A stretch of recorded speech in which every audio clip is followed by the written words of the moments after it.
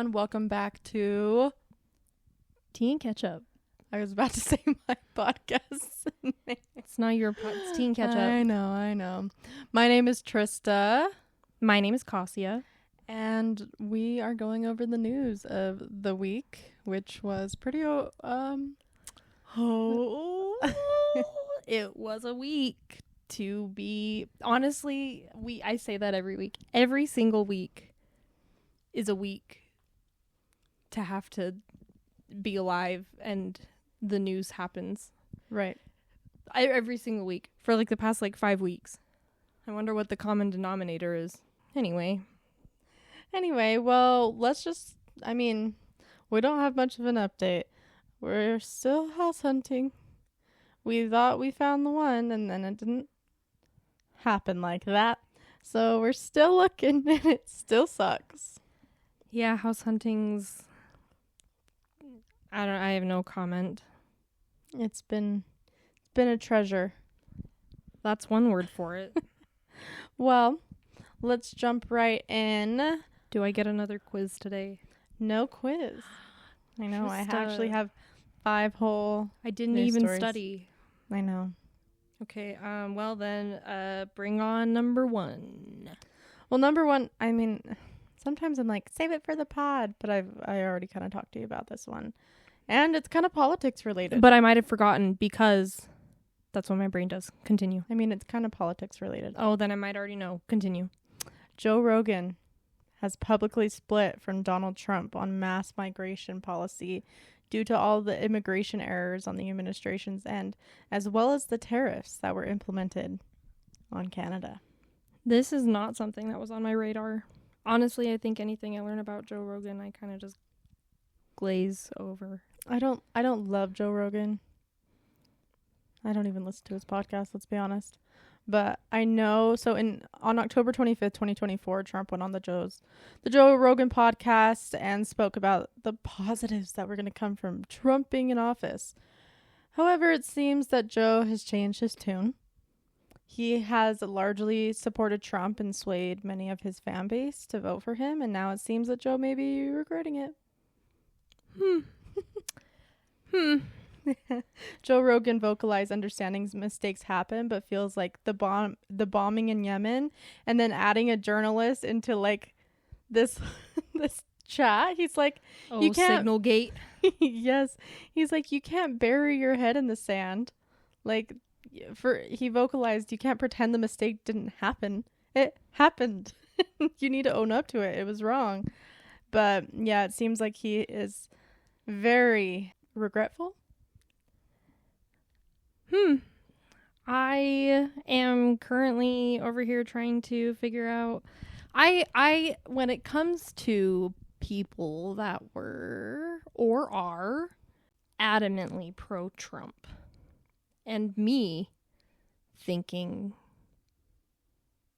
pro-Trump's a evil con man. Right.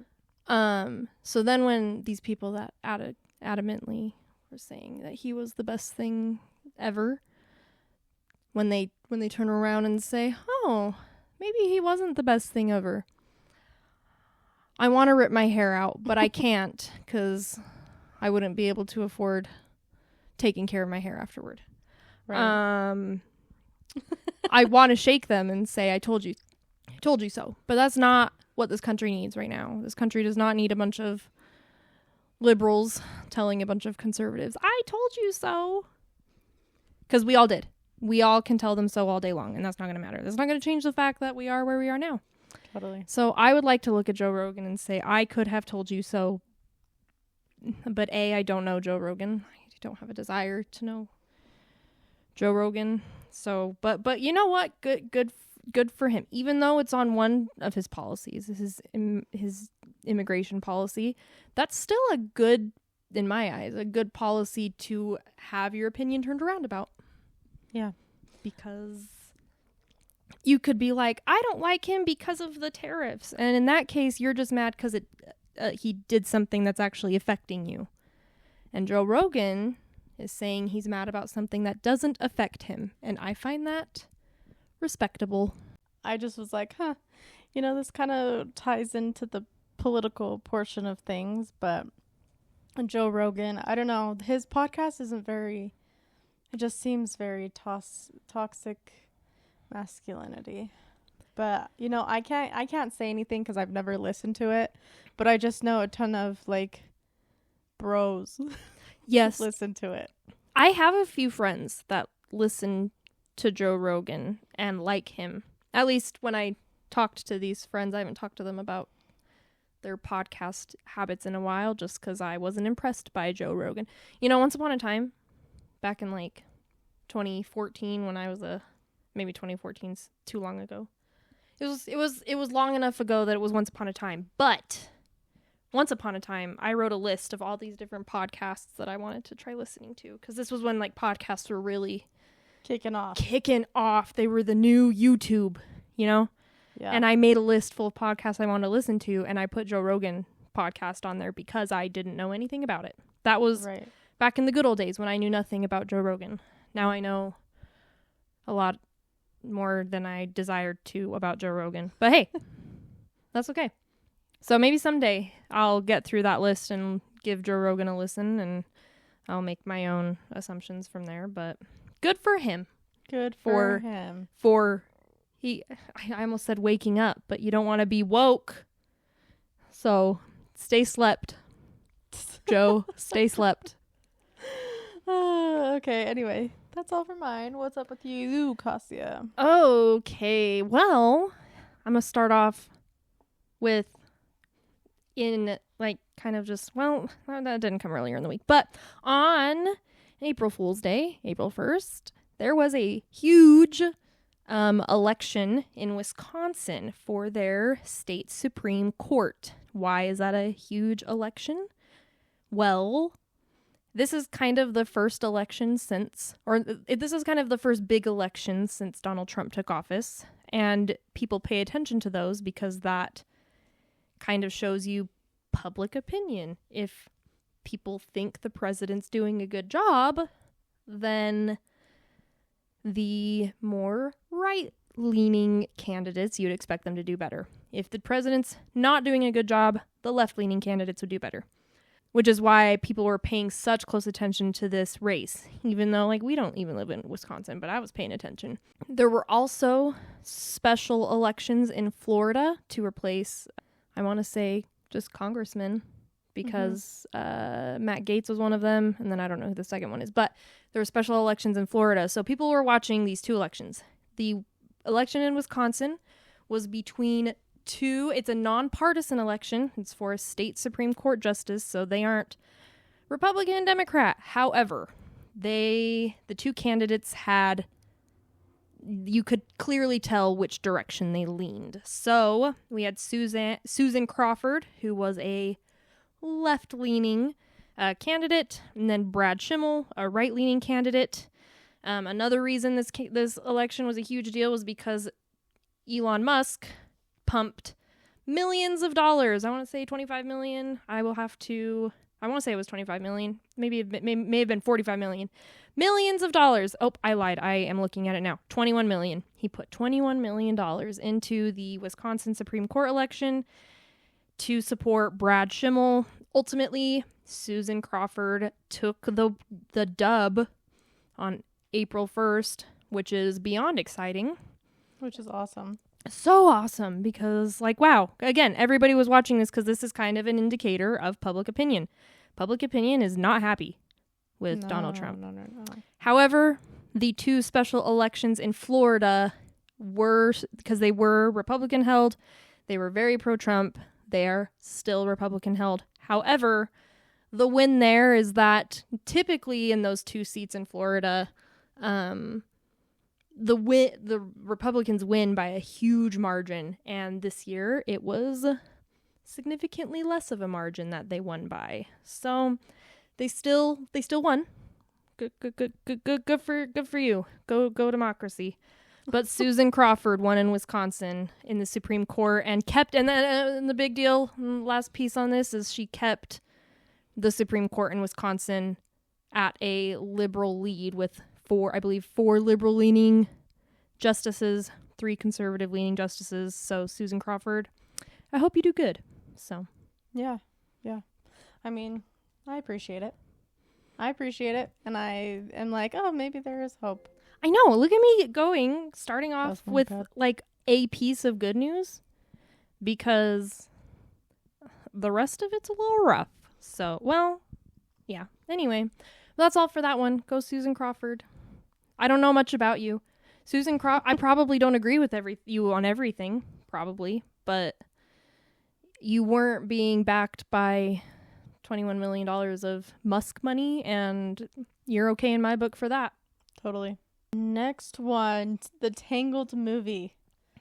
The live action is on hold after quote unquote Snow White flop. So again, blaming Snow White, aka Rachel Ziegler. According to the Hollywood Reporter, they have placed the film on hiatus. The Daily Mail is now saying it's because Snow White flopped at the box office for being quote unquote too woke. The producer of Snow White is now begging the actress to work with a social media expert after posting incredible "May Trump's supporters never know peace" and "fuck Donald Trump."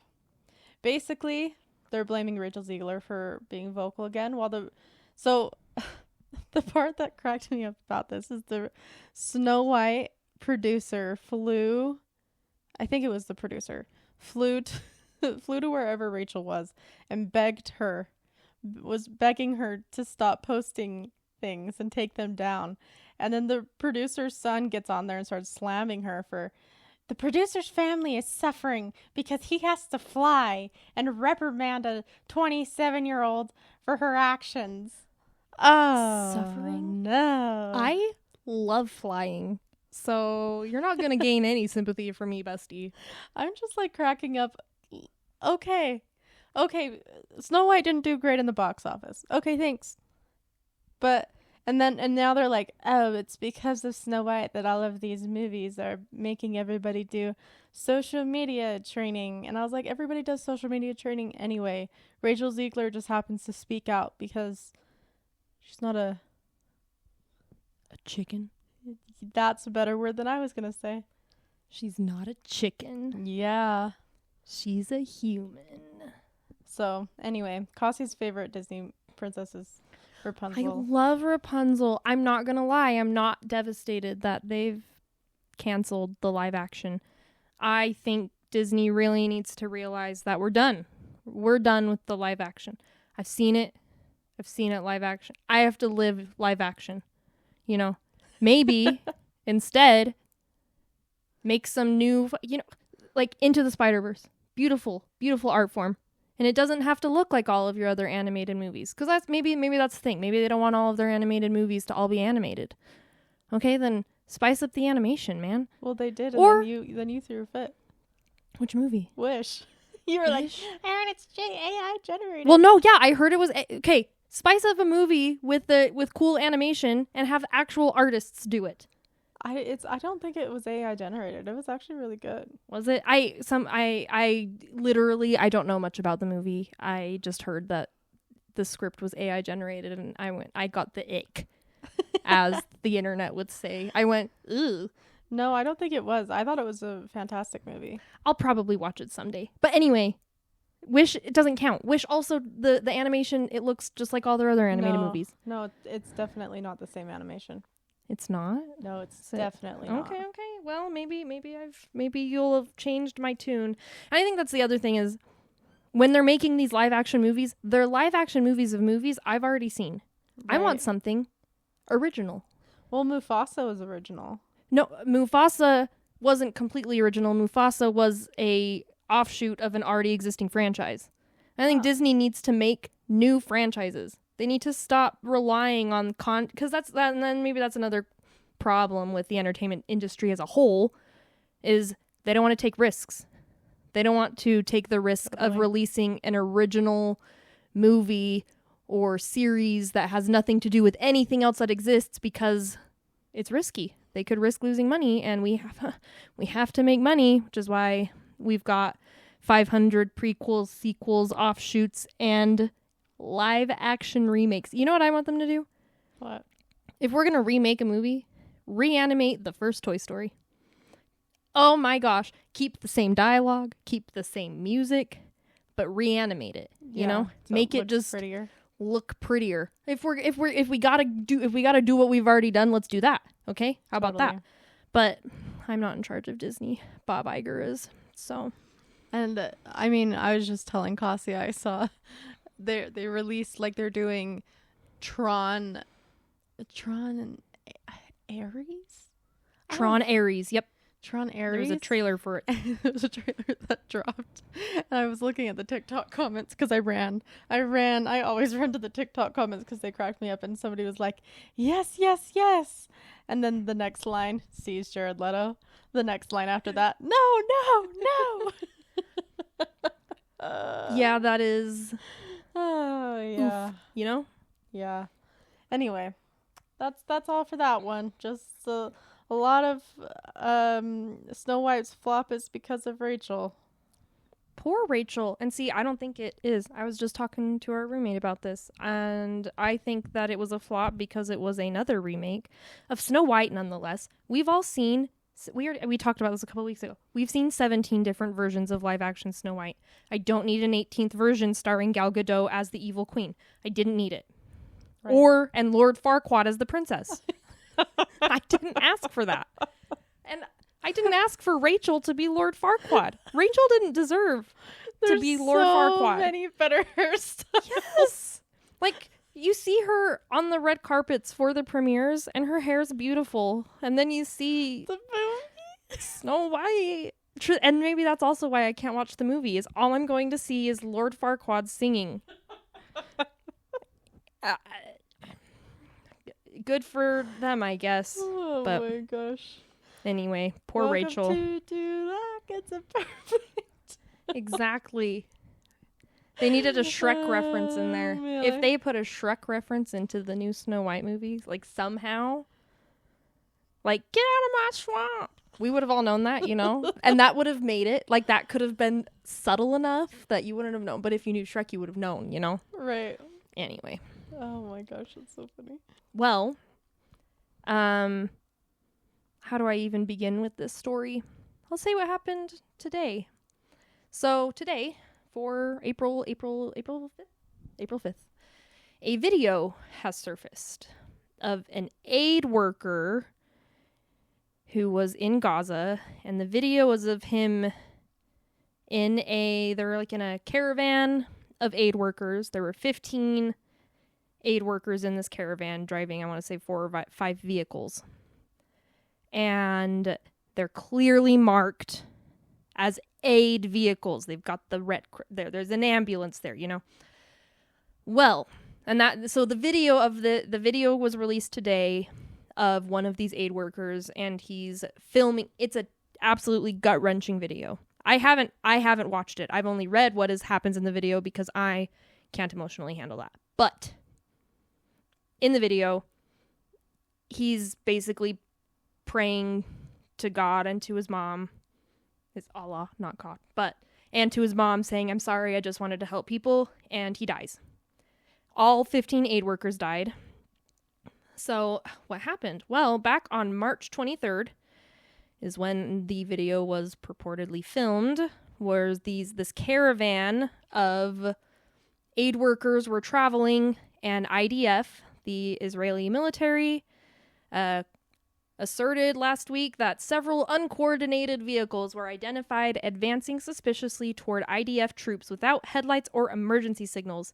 IDF troops then opened fire at the suspected vehicles.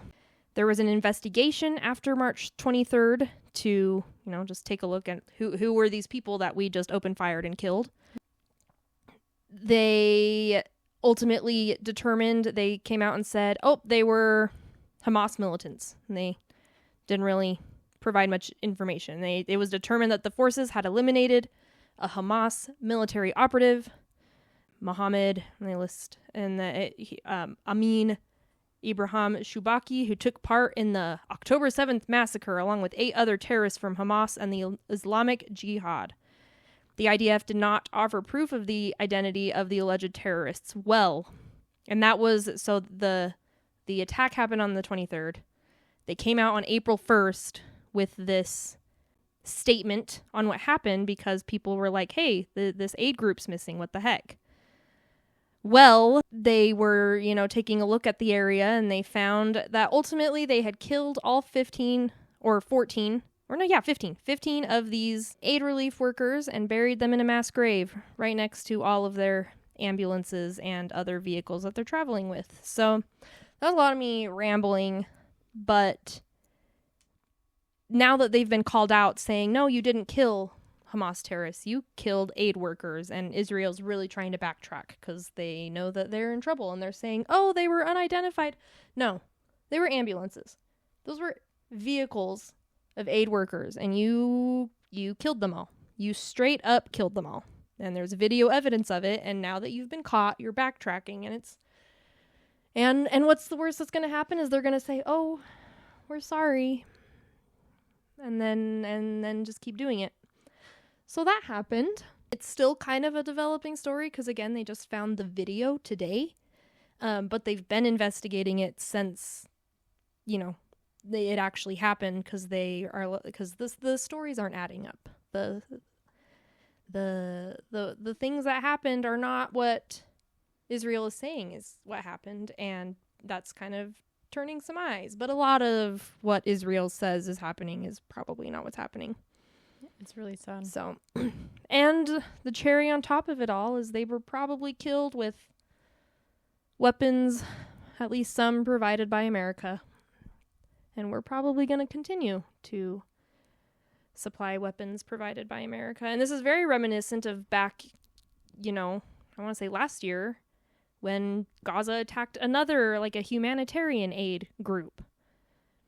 Or not Gaza, Israel attacked the humanitarian aid group. So, very sad.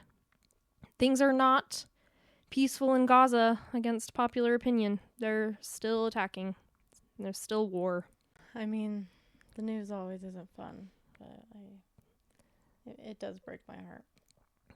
Yes. So, okay. I'm hoping that, I don't think it'll happen because America just loves Israel for some reason, but I'm hoping that makes them take a pause and take a second and say, maybe we shouldn't supply guns to Israel since they're indiscriminately killing aid workers, but I'm not in charge. Yeah. Anyway, you got anything, any comments on that, or can we, talk about the next I mean, we could story? talk about the next one. This one, I mean, giving proper time to, it's just sad. Yeah. I should have saved it for the end. It's okay. Then we could have left on a somber note. Maybe it's good we didn't. All right, next story. So a couple of weeks ago, do you know David Harbour? He is the sheriff in Stranger Things? Mm-hmm. Yes, I know who he is. Mm-hmm. So David Harbour, it had come out recently that he had a 3-year affair with a colleague while married to Lily Allen. She's a singer. Is it a colleague from Stranger Things? I don't think so. Okay, sorry, I'll let you continue. I don't think it's a colleague from Stranger Things, only because the story mentions something about it. Anyway, so Lily Allen and him got married in 2020 in a Vegas, hoorah. They met on, Raya, the dating app. I have no idea what that is. Raya is a dating app for famous people. Oh. Is yeah. That known? Do people know about that? Yeah, people try to get on it. Such a genius idea. I didn't even know that existed. But yeah, I guess you would have to try and, I don't know, would I want to exclusively date other famous people? I guess if you're trying to date and you don't want somebody to go on a date with you just because you're famous. Right. Anyway, sorry, continue. No, yeah, no. Right. Well, and also Raya, you can give people in your life special permission to be on Raya. So if you have famous friends or whatever, and you need or if you're famous and your friend needs to date and you're like, my friend's not crazy, so you can give them permission to try and date other famous people to get on Raya. Yeah. Wow. Yeah, but it you have to go through this whole background check and all I want to apply. Stuff. You think I could make it? Feel like I have a podcast. I don't know. Does that do I qualify? I don't think so. I don't know what famous people I'd be dating in Utah, though. Utah has a lot of future famous people. Right. Famous people don't live here. Right. Famous people come from here. Right. Okay, anyway. So while we don't know who he had an affair with. It's a younger colleague who has remained unnamed. But according to an associate/witness, they said David cheated on Lily. They met on a movie role they did together, and they weren't very secretive about it. It was also speculated that he paid for the woman to fly to Atlanta to keep him company during the filming of Stranger Things. I can't speak. The couple separated late 2024 after Lily was suspicious he was using the dating app Raya again. So they were only together for 4 years. But I kind of thought it was interesting that this is just an unnamed person. They met on Raya and then he met another person. Anyway, moral of the story. She's so cute. Why do men suck? Oh, did you look up a picture? Yeah, I looked up a picture. Yeah, she is cute. I was trying to see if it, like, who was hotter. Because I'm still reeling over what's his name cheating with Sabrina Carpenter. I'm still saying, what's wrong with you, Barry? Yeah. And so I was trying to see if this was a what's wrong with you, David situation. And she's cute. So yeah, what's wrong with you, David? Honestly, cheating men in general, what's wrong with you? We don't need to, like, anyway, I just thought it was like, he flew her out to keep him company during the filming of Stranger Things. That means Millie Bobby Brown Bon Jovi knows who it is. But she's not talking. Nobody's talking. Well, that's a shame. I want them to talk, though. That makes for a good news story. Stop cheating on your wives, people. Yeah. And on your husbands, for that matter. Yeah. But, wow. What a wild time. Didn't they? I feel like they just got married. They did. Like, because I remember people being like, David Harbour got married. And I plugged that into the corner of my brain that told me this information will only be useful in a trivia night in 2032. And I haven't hit a trivia night in 2032 yet, so still not useful. Yeah. I mean, it's sad. Because here's the thing is Hollywood is like a small little incestuous town. Everybody dates everybody in Hollywood. That's why they have to bring in friends on the app. It's like Midsummer. Hollywood is... I don't understand. Oh, that was my Siri. Sorry. Let me explain it to you, Siri. Midsummer. It's a show about a cult.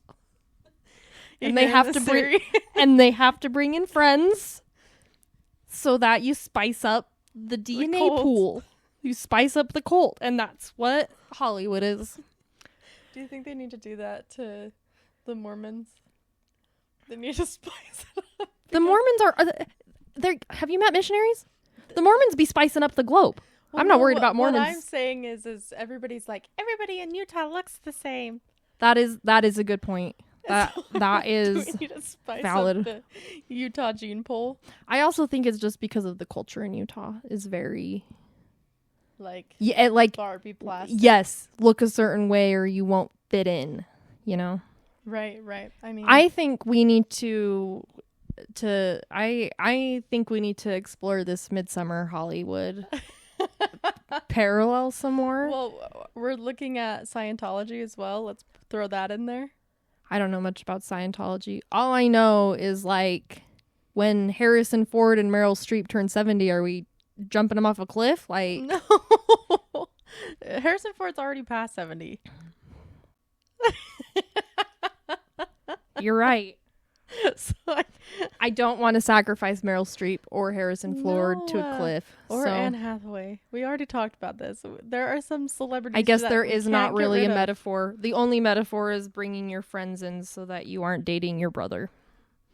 Right. Yep. I mean, I'm sure Frankie Grande is on there. Oh, I forgot about him.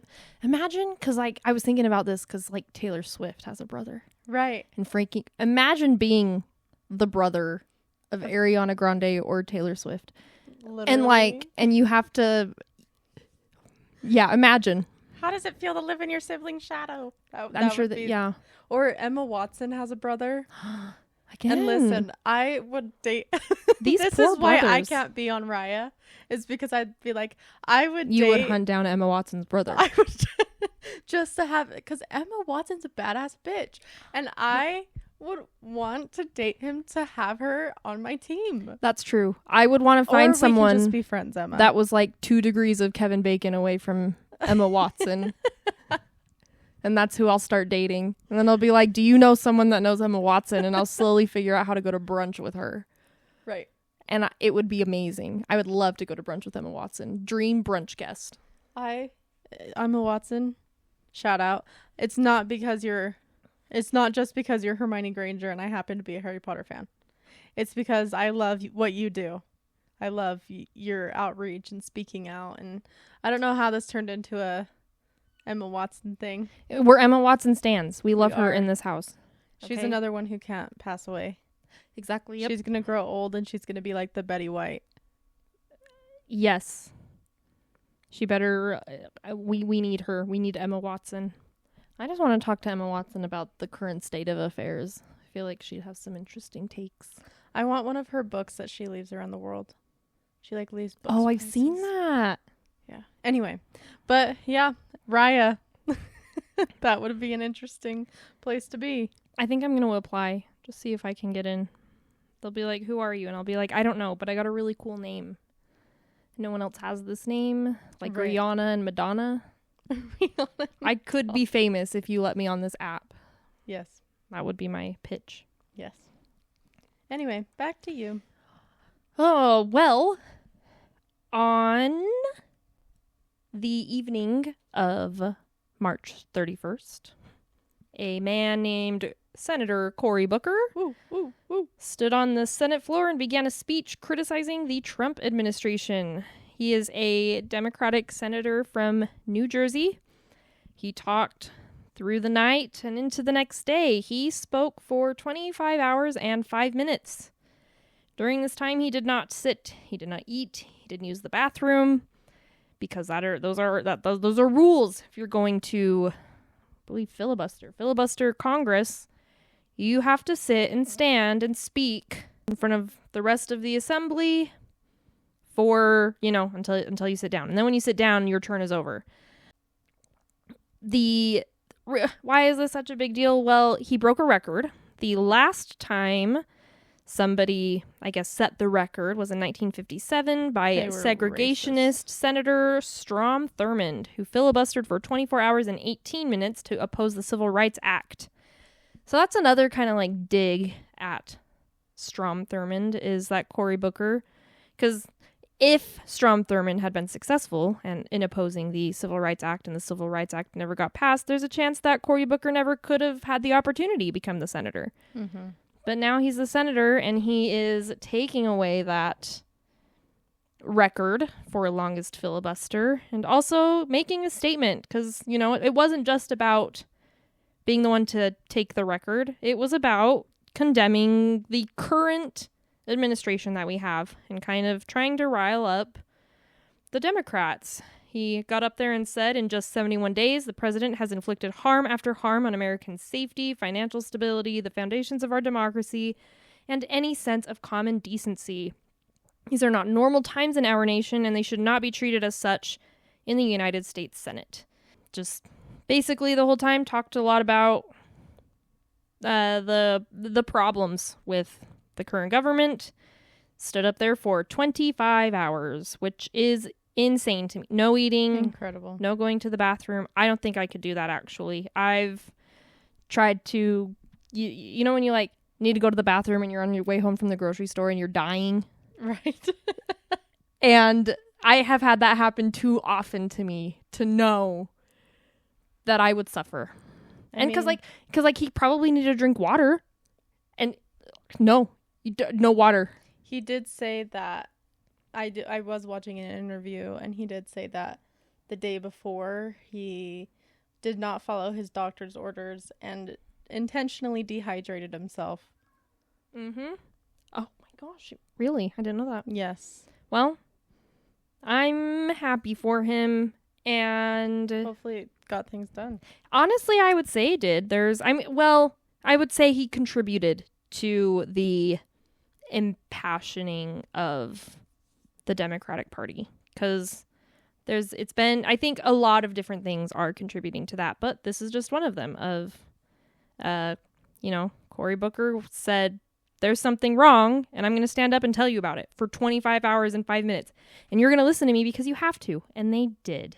Well, and the other thing is, he also said, like, people are complaining that the Democrats aren't doing enough. And so this was his version of being like, I hear the people are saying that we're not doing enough. I am going to show you that I'm doing something. And that is what we need in our democracy.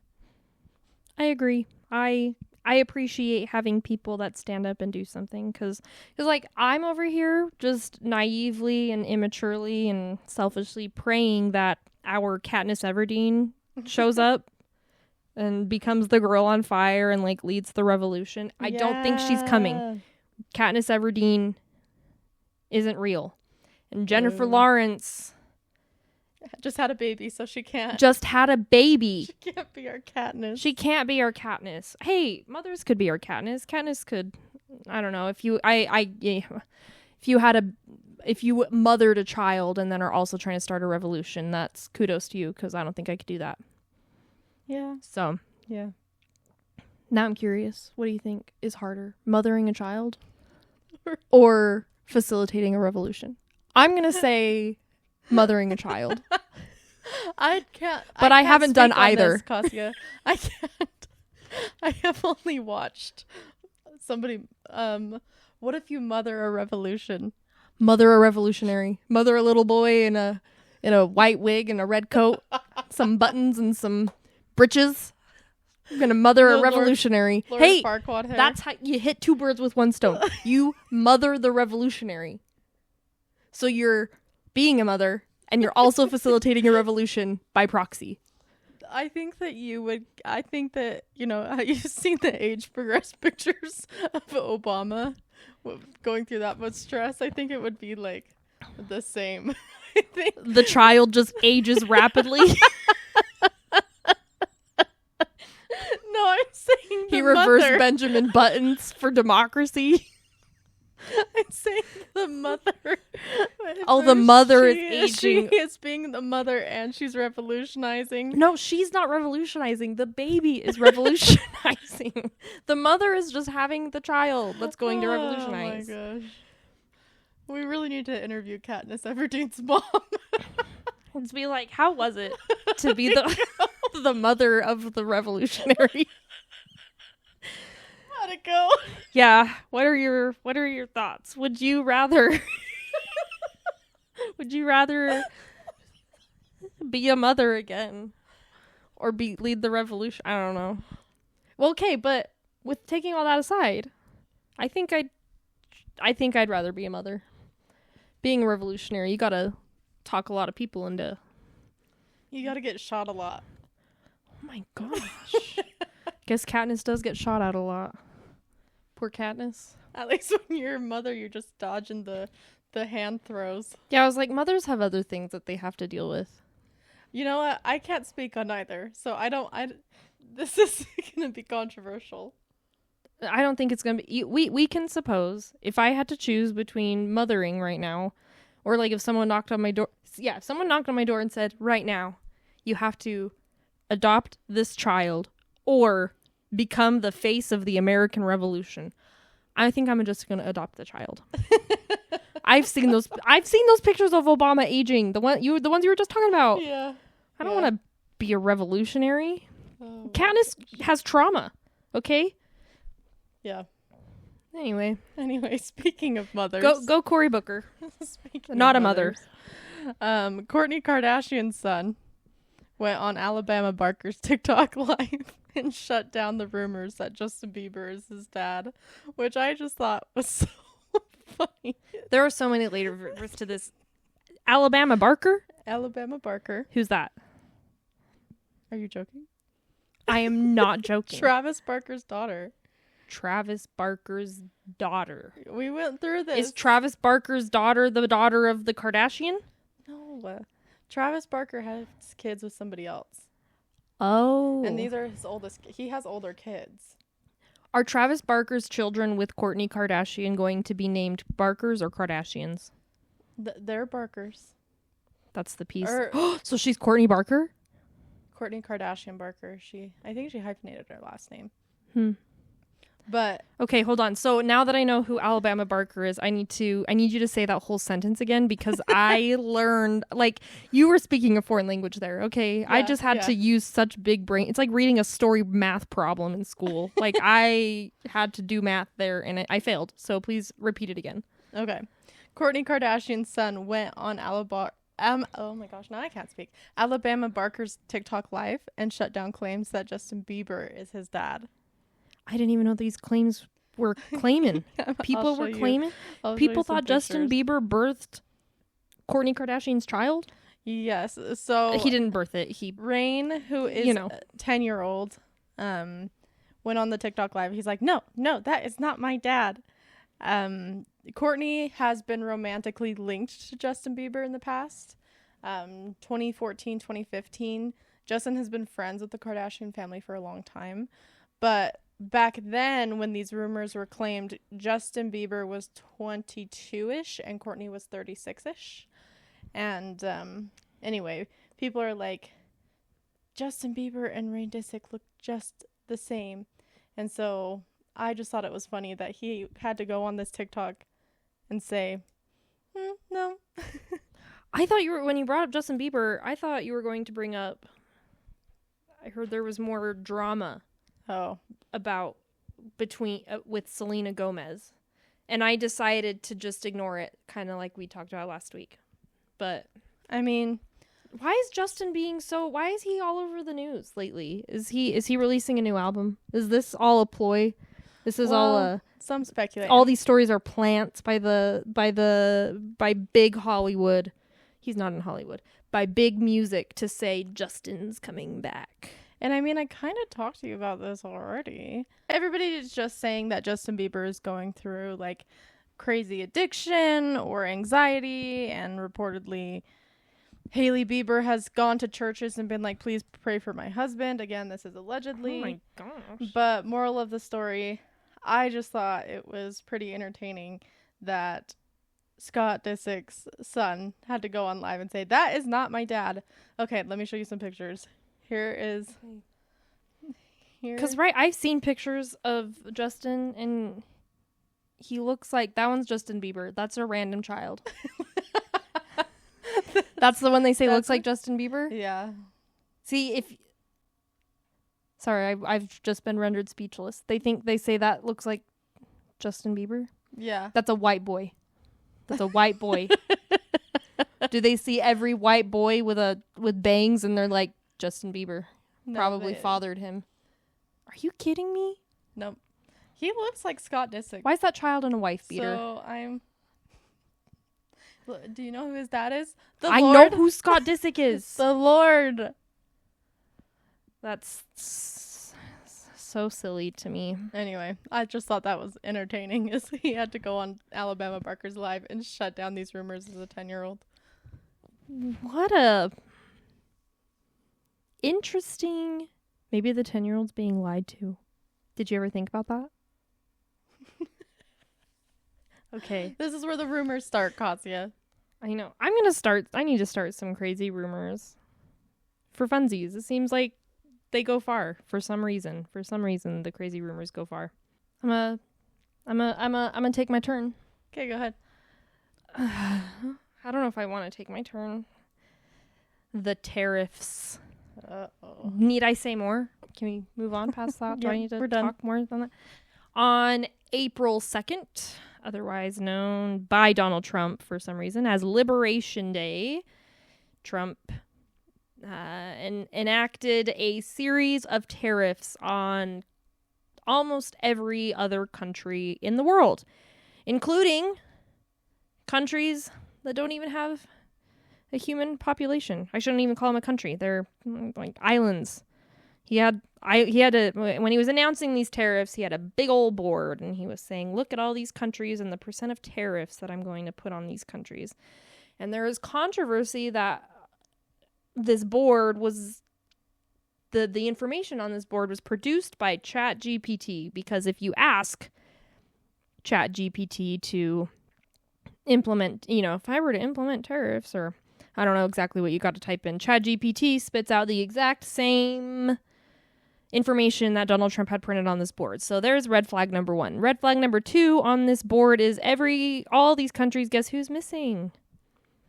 Russia and North Korea. Because gotta save them. Gotta make sure we aren't tariffing them. That would be, can't tariff your best buddies. Right.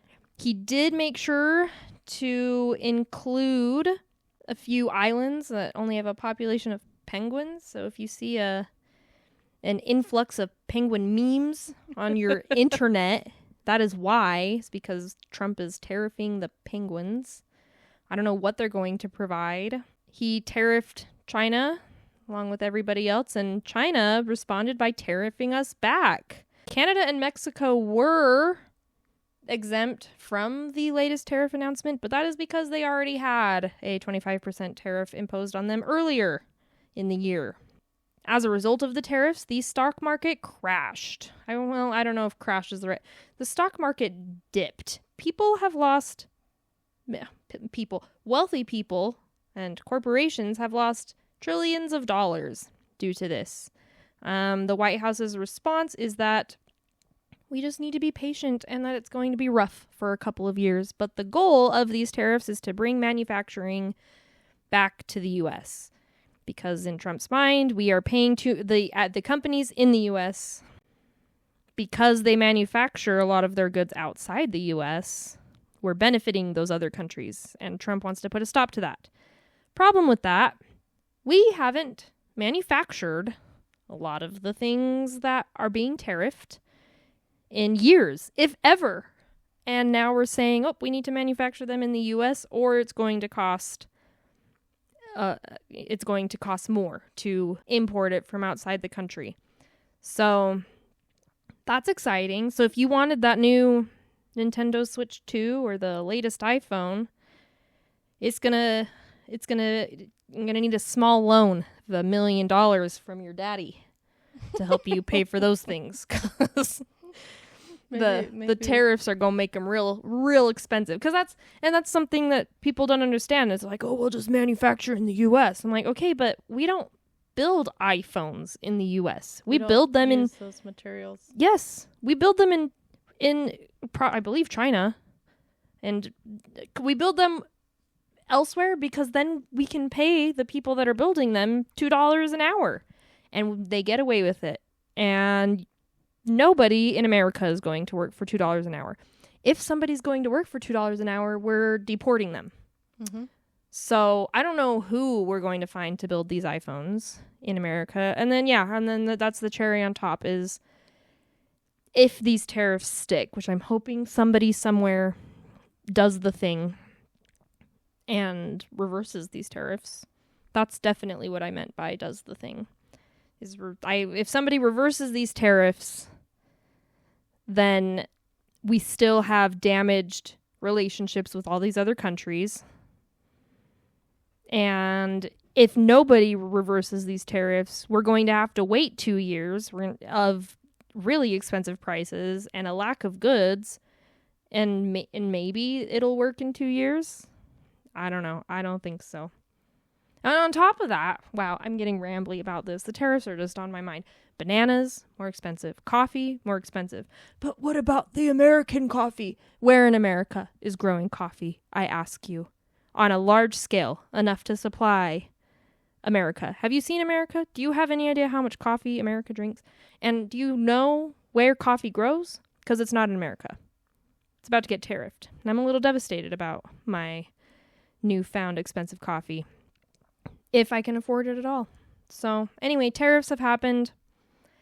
There are attacks on other countries, theoretically, but as a result, those other countries will increase their prices for us. Yay. Isn't that exciting? Honestly, anytime the word tariff, I'm just gonna be honest, the word tariff comes out and frightens me so bad that my eyes glaze over. I'm like, I remember learning about tariffs in school. Right. And I didn't really like in my head, kind of, mitochondria is the powerhouse of the cell. You know, like taxes or tariffs are a tax on other countries. Okay. It's the powerhouse of the other cell, but I don't know what that means. Like, what do you mean it's the power? Like, I don't know the intricacies. I didn't know the intricacies of tariffs when I learned about them. Right. Now I unfortunately have been forced to learn a lot of intricacies of how tariffs work, and now that we're real life adults that have to make money and pay for things, it's because in high school we're wee beans and it doesn't matter to us. Exactly. I mean, I about went down a therapy social therapizing work rabbit hole. Moral of the story: tariffs make my eyes glaze over because I'm like, oh my gosh, this is overwhelming. They make most people's eyes glaze over. You know, it's not, tariffs aren't something we think about, because that's the other downside, is the way that America has been built up is we pay these other countries to provide us these cheaper goods. And suddenly we're saying, oh, you're making us pay for cheaper goods? So now they're going to make us pay for expensive goods. Like, right. It's just, it was a dumb decision. It was a bad decision, and that's going to have lasting impacts.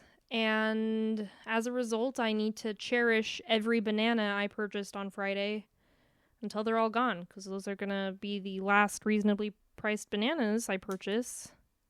And that was the last, and that's the last piece I'll end on, is today, Saturday, April 5th, is kind of the first day that you would see grocery prices increase for some goods.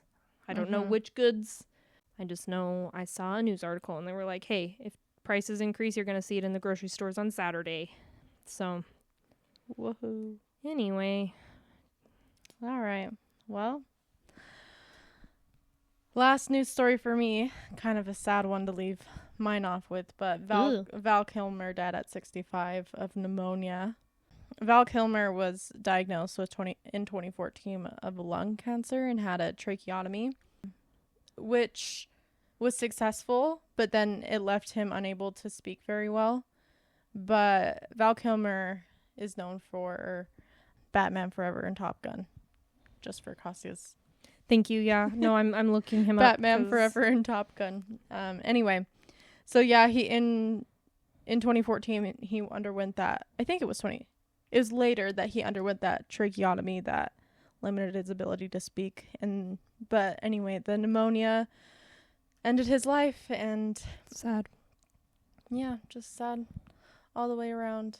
He dated Angelina Jolie at one point, Cher at one point. I know he was linked to a lot of different people. He has 2 kids that he's kind of leaving his legacy behind with, but just sad. Well, R.I.P. I'm scrolling through his repertoire of works, and it is extensive. Yes, Val Kilmer is a very popular guy with some very popular roles. Yeah, it's just sad. 65 is so young. That is so young. Of pneumonia? Yeah. But I guess if he had like lung cancer and whatnot, right. Yeah. Right. I'm sure, and it's not like people these days really are being safe about their health anyway. Totally. So sad. Yeah, I won't lie. I recognized the name Val Kilmer, and I didn't know who it was. That's why I said Val Kilmer, the guy on Well, see, Batman you can say Forever and Top Gun. And I haven't seen either of those. So I've seen Top Gun 2. He was in Top Gun 2. He was? He reprised his role for a few, not very long. Well, I clearly registered that in my brain. No, I didn't. But, well, R.I.P. That's still sad. Yeah. It's a young guy. Anyway. Well, if you're ending on a sad note, I'll end on a kind of happier one. Today, there were over 1,200 protests across the country. Yeah, there were. The Hands Off protest, it was organized in all 50 states, as well as there were a few people protesting in the EU. But these protests are just protesting the current administration. It's the hands-off protest. Hands off our tariffs, hands off our economy, hands off our bodies, hands off our money, hands off our 401ks, hands off our social security. Hands off. There was an amazing turnout. Yes, lots of good pictures, lots of videos, and it was peaceful protests. There was no needing to take over the Capitol. Wild. Wonder who would do that. But yes, lots of protests. There were a few counter protests that popped up, but they were not loud. One thing that was really encouraging, there were so many people at all of these protests. Like, huge turnout. Estimated over 3 million. Across the country? Mm-hmm. Nice. Go America. We're really trying. Even our home state, Utah, which can be surprising. Yes, Utah had a good turnout. I saw that even down in Moab. Moab has like a population of 5,000. They had like 800 people just protesting. I saw there was a protest in St. George. Kassia and I were planning on going to the protest. We got tired, but I was reading. There were so many people trying to get to the protest that there was nowhere to. Parking and walking was a nightmare. I was gonna say, it's not necessarily that we got tired. We had been house hunting, and then by the time we got done, the protest had already started, and then it was like, okay, well, if we go there, we're gonna have to find parking. Are we even gonna get to the get to the protest by the time it was done? Uber. We could have Ubered to the edge. But anyway, it was a good turnout, and it was something I enjoyed. Yeah, ultimately that's what it is. People are protesting. People are not happy. Will it enact meaningful change? Maybe. It may not be on a presidential scale, but it may be on a statewide scale, there is a desire for change, but it was just a really heartwarming thing to see. Yeah, I think and then it's also important to, communicate that the protests are happening, because when protests happened, when Trump first took office, the media coverage was kind of suppressed. There wasn't a lot of discussion about it. But this time around, there was a lot of, and I think this time around there was a lot more organization too. Right. A lot more people were trying to be active and go and enforce, or not enforce. What is the word I'm looking for? Use their freedom of speech. Right. And good for them. Just a good way to end this podcast. I know. Shout out. This is a good way of exercising, that's the word I was looking for. Exercising my freedom of speech. Is saying that the protests were good and our current government isn't. Go support. Because, again, protesting isn't the only way to show your support. Speaking out is a good one as well. So. Yeah, it's exciting stuff. But anyway, well, thank you so much for listening to our podcast. Again, the plugs. You can follow my personal podcast, Authenticity Speaks, on Apple, Spotify, and YouTube. You can follow my TikTok at It's Tris0. That's the same for Instagram, except Instagram, I think there's an underscore at the end. And you can follow this podcast on TeaandKetchup on Instagram. There's literally nothing on there because I'm trying to figure out what to post on there since this isn't a visual podcast episode. But yeah, that's where you can follow this podcast. Kassia, you still don't want them to follow you? I don't post. I mean, they can still follow you. Not today. Maybe they can follow me next time. I don't post anything. I exist. I observe the internet. I digest the internet. I think once we get through this house shopping stuff and I take my last school exam, I will be posting more on social media for the podcast. But as of right now, that's where you can begin to follow us. But anything else you have to say, Kassia? Nothing on my end. Have a wonderful week. Yeah, we'll see you guys next week. Bye. Bye.